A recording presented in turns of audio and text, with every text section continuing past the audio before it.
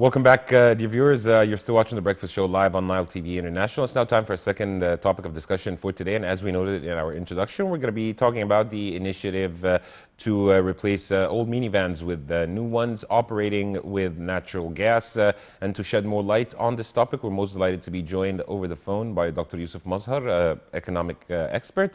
A very good morning, Dr. Yousef, and thank you so much for joining us on The Breakfast Show. Good morning to you and your viewers. Doctor, first of all, if you can shed the light on this initiative and tell us the rationale behind it. Yes. Let me say the following.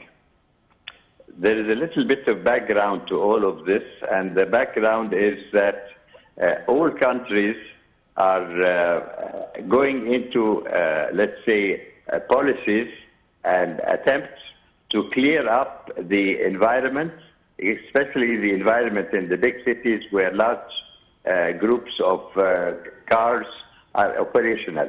Now, if you analyze these vehicles, these cars, you'll find that the taxi or the hired car is one of the most polluting and more dense group of all these cars. Private cars are also there, but they are less and less congestion. And so the initiative that went on was a very interesting initiative. There have been initiatives, of course, in the United States, also in London, but the initiative in Egypt focused on the hired car, which is, let's say, the microbus. The microbus is in large numbers and are in a variety of different models, old models, let's say boosted old models, not in good condition, so they are very, very polluting. Mm-hmm. So there was no way of sort of leaving it to individuals to go into this initiative, and the Ministry of Finance, I believe, was the promoter in this, and the President stepped in, and they have decided they have to change all the, let's say, the cars, the congestion of cars, the microbuses, which run in the midst of all the large cities, to, in one go, make a way of getting rid of them, compensate their owners, and give them new vehicles. This is a summary. And then we can look at the details as your questions develop. Yes, Dr. Yousef, also the economic significance or importance of such an initiative. Yes. Well, the economic part of it, see, there are many parts. There's a direct economic factor, which old cars consume very heavily, whatever fuel they are working on. But also, and as you see in very nicely presented in your program now, that you can also change the fuel. Instead of having, let's say, petrol or diesel, you can have CNG, a compressed natural gas, or LNG. So this is a more effective, it burns better, and as you see from the very nice, let's say, shots that the Nice TV is showing at the moment with our comments, you can see that the whole fuel is in a tank. And this tank is a compressed, it's all compressed, so it's very, very clean. It occupies very little space, and its mileage now has become very, very, let's say, long and very satisfactory. At the beginning, with one charge of these tanks, you could only go 120 kilometers. Now, I believe the last models, you can go more than 500 kilometers on one charge. That means you are paying less, also you are polluting less, and you're having a more efficient vehicle. And this is, as you see, our President has taken into his own hands, has inspected the items, and have made the vehicles ready. That means it's not we're talking about a theory, we're talking about something that is available, something that is being delivered now, and not only that, excuse me if I go on to say that they will take the old vehicle and compensate the owner for it. So this is a very, very interesting initiative. I think it's more effective than most of the other initiatives which is just paying some compensation to vehicles in other countries. In light of what you have just said, Dr. Yousef, how do you see the state's keenness on supporting such initiatives and its encouraging people to replace fuel-consuming vehicles with better solutions or cleaner solutions? Yes, well, you see, the normal person is not always very aware of the political aspects. He's also very concentrated over his own problem.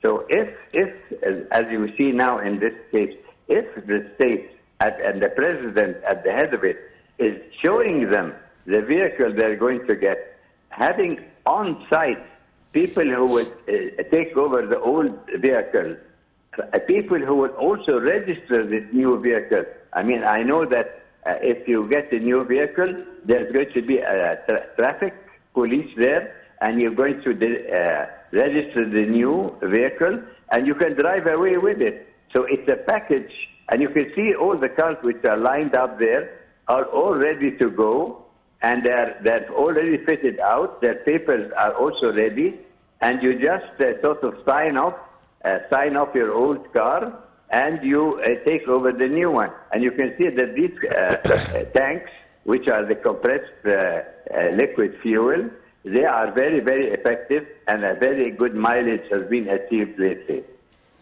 Dr. Yousef, as an expert, how do you see this initiative will impact the automotive industry in Egypt in general? Well, look, first of all, let us say that the situation is always critical. Environmental situations are critical. Suddenly, you find the Cairo a very high level of CO2 in the air. So you have to take a quick decision. The quick decision is, as we have done now, have the vehicles ready, purchase them. The government gets very good prices from the, let's say, suppliers, and off it goes. But on the long run, and in answer to your very interesting question, the local producers will now find a new market to make these vehicles, which are going to be given under this program, to make them locally. So at the beginning, maybe they got them through the agents quickly at very good prices, but now we're going to have them made because the local suppliers, the local producers, have got a ready-made market with numbers and with prices and ready to go. So it's going to impact, according to your very interesting question, on the general economic situation. Yes, Dr. Yousef, also on a similar note, how do you see the decision to reopen Al Nasr factory? Well, look, of course, it's very interesting. Egypt, sorry, I started to answer very quickly, but let us look at the following. Egypt passed through a number of phases, and one phase was the public ownership of a lot of factories and lots of production. One of them was the nut factory, and the nut factory, unfortunately, when we opened up to investment from abroad, it sort of died out and stayed idle for a long time. And now the Minister of Public, let's say, Public Affairs, who takes care of the group of companies which belong to the state, have decided that they're going to revamp it and get it going again. So already there are agreements where the so-called Nasser company, which has got tremendously beautiful facilities like big bays, a lot of area, also a lot of, let's say, very interesting qualifications. They're saying, we're going to revive you, we're going to get you a new model of a car, we're going to contract it for you. They already have a car. There's no reason to say what is the car or what the model is, but it exists. There is a contract with it, and the NASCO will now be producing with, let's say, ownership, say public ownership at the moment, but with very new kind of management, joint venture management, and it will produce cars which will go into the system that you will now see. So maybe they won't catch it from now because the president wants things done very quickly to save the situation. So he's got, I think, the ones you saw. But very soon, the national production, whether it's NASCO or the manufacturers or anybody else manufacturing automobiles, will join the parade and they will supply the vehicles to this program. So it's a good question, the one you asked, because this is something that's going to come on, and many people have been asking, well, what about the old factories? What are we going to do about them? Yes, Dr. Yousef Mazhar, economic expert, as always, really appreciate your insight and input on the Breakfast Show and on Nile TV International, of course. Dear viewers, by this, we wrap up today's episode of the Breakfast Show. Just a quick recap of what we discussed. We talked about the climate change, and we also talked about the initiative to replace minivans running on fuel with natural gas. Dear viewers, in the company of myself, Karim Gamaluddin, and my colleague Dina Hussein, until we meet again, this is goodbye.